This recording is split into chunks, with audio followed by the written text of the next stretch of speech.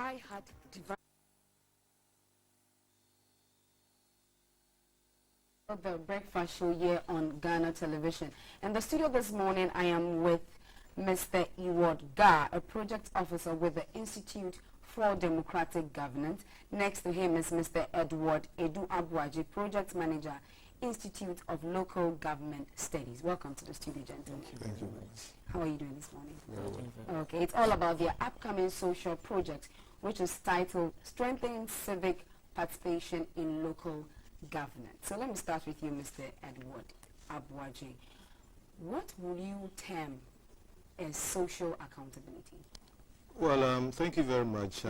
Before I dilate on social accountability, I'd want to talk a bit about really what accountability is. Okay. Accountability is basically the obligation of caretakers or stewards or public office holders to account for resources that have been put into their care.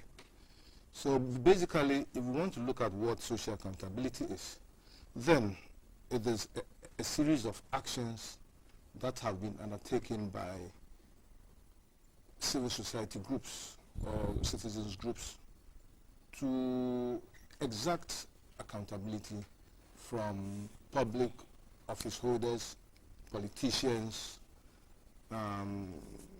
service providers, to ensure that in their conduct we can get the maximum out of it in terms of service delivery, promotion of the welfare of the people, and also looking at the human rights issues. Okay, so when you talk about practices, what exactly are these practices you're talking about? Well, looking at the practices, we would look at a number of methods and mechanisms that are used. We will look at issues relating to public hearing, citizens report cards, community scorecards, social audits. These are all mechanisms that civil society groups or citizens groups can use to exact accountability from public office holders. Okay, now how successful has this been? Has this practice been? Well, social accountability has been with us in Ghana for over 2 decades. Okay. And it's been successful in the sense that now there is a level of awareness. In fact, I would say that social accountability thrives basically on a number of issues. Okay. We're looking at a strong, organized citizenship group. We're looking at access to timely and reliable information. And we're also looking at having champions who are public officers who would create space for engagement with citizens. And under the local government system, it's been seen that there's been a lot of inroads that have been made. MMDAs have been able to create the space for citizens groups to engage with them over things that are critical to their development. I must say that it's been a starting point. Much has been done. Okay. We also have quite a lot to do because social accountability is not an outcome, it is a process. Okay. And that process has to be looked at very critically. Fortunately, I should say that we've had a lot of support in terms for social accountability from a number of development partners, USAID, European Union, the French Embassy, and then various international and national NGOs that are providing that support to enhance social accountability. Okay. So now how significant is this to national development? Well, social accountability is significant to national development because when you go through the process of allowing public officers to account for resources at their disposal, then one, it enhances empowerment, the rights issues, the right to information, the right to associate, the right to be heard, and these are very critical. Apart from that, social accountability also enhances service delivery. service providers would have to account for the way they provide their services. People have to question why we're not having water 24/7. These are issues that border on service delivery. And I think with that, when we are able to exact accountability from service providers, then we're talking about value for money and quality service. Okay, Eward, strengthening civic participation in local governance. What's the project all about?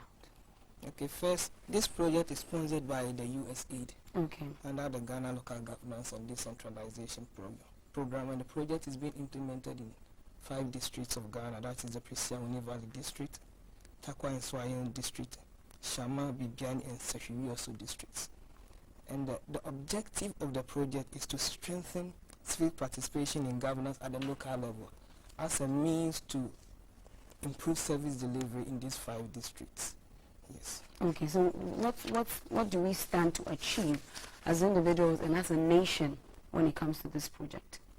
Well, as the experts said, and as it's going to unfold in this project, or as we expect as part of the objectives, 1, we are looking at service delivery, improvement in service delivery. And it will also strengthen civic participation in governance, because at the moment civic participation in governance is weak because most of them lack the capacity to engage public officials. So this project seeks to build the capacity of civil society groups so that they can engage public officials constructively so that public service delivery can be improved. Well, you mentioned certain objectives earlier on. What activities are we going to go through to achieve these objectives? Okay. As part of the activities, IDEC, that's the Institute for Democratic Governance, would be working with CSOs in these districts. And we are also partnering with the local, the district assemblies. They are our partners because basically the project belongs to the districts and the public. So we are working with the CSOs who are mobilizing the civic groups in the various districts, and together the civic society groups and the government, the district assemblies work hand in hand. So we kind of provide a platform for these 2 stakeholders to engage on how best public service delivery can be improved in their various districts. Okay, so that's the main reason why we need this. Yes, the main objective is to improve service delivery in the districts. Okay, so what's the time period for this project? Yes, the project started in May 2014 and is expected to end in July 2015. Yes. Okay, so throughout the project, do you have certain activities you've lined up throughout the process? Yes, and some of the activities include holding workshops for civil society organizations, providing them training on how to engage government, how to lobby, how to communicate. We also take them through the various annual or action plans of the various districts so that they can familiarize themselves with it, because if you don't know what activity is being implemented in your district, how do you engage the public official on it? So we are doing that, and we would also be organizing some programs on TV and radio so that we'll bring the public officials on radio to answer questions from the public on some of the projects in the communities. We'll also be supporting the assembly so that we can visit the various project sites in the district so that we can see what is going on. So the purpose is to open the governance process to the public so that the public can know what is going on and raise questions for the various public officials to respond to some of these critical questions that is bothering people in the community. And in the process, we'll be improving service delivery. And I even think it's a platform for the district assemblies to gain more education, get more enlightenment on their activities to the public. Yes. Okay. So now, how are these district assemblies responding to this project? It's been overwhelming because, as I said, the project belongs to the assembly and the people. You see, often people think that assembly projects or public project belongs to the district assembly, but that is false. Development is a collective responsibility. So what we are doing here is to try and create this awareness for the public officials to also know that the development is not their sole responsibility, and for the citizens to also know that it is not their sole responsibility, because this is the kind of apathy that we've seen. So with this platform, we are trying to bring both groups together, and the Assembly, they are very much in support of this, and as part of their commitment, they provide us with their assembly halls, their officials coming to respond to questions, and I think we are very happy with this. And I would like to add that in the past years, IDEC has been implementing a similar social accountability project in about 18 districts of Ghana, and we seek to bring this experience to bear in the implementation of the project so that we can improve public service delivery in these communities or districts as well. So, Edward, your institute, how is your institute in collaboration with this whole project? Well, thank you very much. The Institute of Local Government Studies has been at the forefront of building capacity of MMDAs and also civil society organizations in social accountability. IDEG has been a very long friend of the Institute. We've had a lot of collaboration in this respect. And I believe that this project that seeks to enhance civic participation would enable us also to have a new chapter in our relationships. We would be collaborating with them in terms of peer review, knowledge management, exchange of ideas, and also, as and when it's necessary, help them to build the capacity of their target groups. Okay. Edward, this project cannot be handled by just your institute. So how do you expect the public to get on board? Okay, that's an important question. Yeah. And as the project, one role of IDEC in this project is to project the challenges that the various districts are facing at the national level so that we can lobby for some of their challenges to be addressed. But do you know some of these challenges? For instance, the delay in the disbursement of the District Assembly Common Fund is something that is really affecting the delivery of projects in the community, because the people in the community expect that service delivery should be improved. But the Assembly is also saying that funds have not yet been provided. So, there's some form of, this is a challenge that we are trying to raise awareness and help get it addressed. Another challenge is the fact that at times central government awards contracts without the knowledge of the various districts, and it becomes very difficult for these districts to try and monitor these projects. Yeah, so we'll try and lobby in the respect of some of these challenges for them to be addressed. I would also like to add that beside the USAID sponsoring this project, we also have a number of partners. Okay. For instance, the Ghana Local Governance and Decentralization Program, which is based in Takrade. Then we have Organization for Livelihood Enhancement Services as a local partner. Then we have a Network for Community Planning as another local partner. And we also have the Ghana Anti-Corruption Coalition. They are also working with IDEC in some of these districts. Okay. Yes. Now, when the public depends on you for addressing their problems, they will expect that this project be effective. Yes. Now, how effective is this project? Yes, we expect that at the end of the day, citizen participation in governance at the local level will be strengthened. And once this is achieved, it will go a long way in improving service delivery in these communities. Okay, okay. So, Edward, this particular project, how can it improve service delivery, like he said? Well, thank you very much.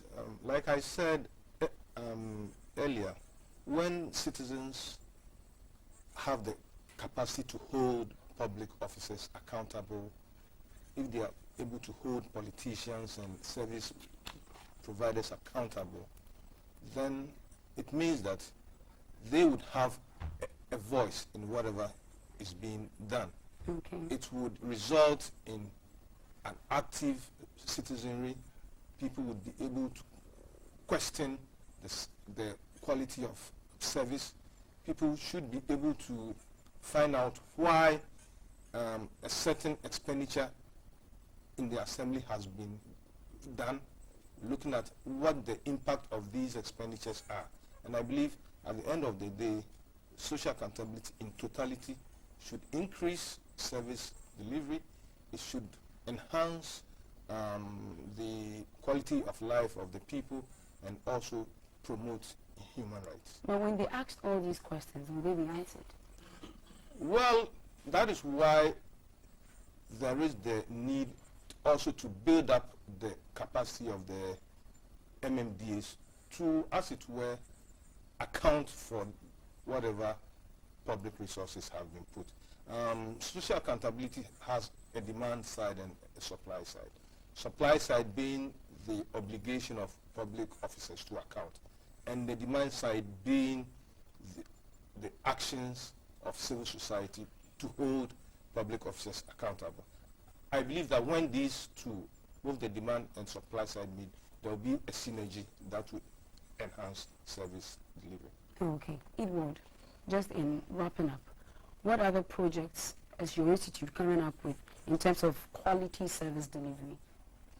Yes, as I indicated, we are training or building the capacity of the civil society and assembly members so that they can constructively engage each other and improve service delivery in their communities. We are also trying to create the awareness so that the public should know that they have a stake to play in planning.